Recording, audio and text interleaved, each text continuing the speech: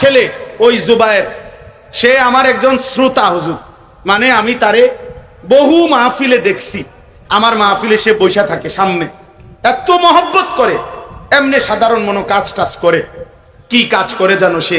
এই ছেলেটারে আমি মাহফিলের একজন শ্রোতা, আমার নিয়মিত তারে দেখছি, কই গেল এরে দেখে, মূলত এর এই মহব্বতে এই যে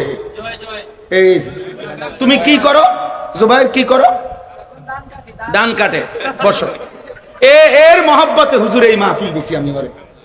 আমি আর কেউরে চিনি না, আর কেউ নেয় না, ওই নিছে আমার এই মাহফিল, মানে শুধু আমার একজন শ্রোতা সে। আমি বলছি ঠিক আছে আমি দিলাম, কিন্তু আইসা তো দেখি বিশাল আয়োজন, মাশাআল্লাহ। আমি মনে করছি মসজিদে এমনি কোন দোয়ার মজলিস হবে।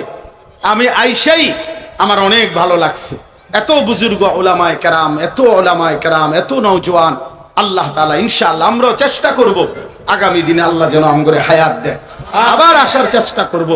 আল্লাহ সবাইকে কবুল করেন, ভালো রাখেন। সুবহানাল্লাহি ওয়া বিহামদিহি।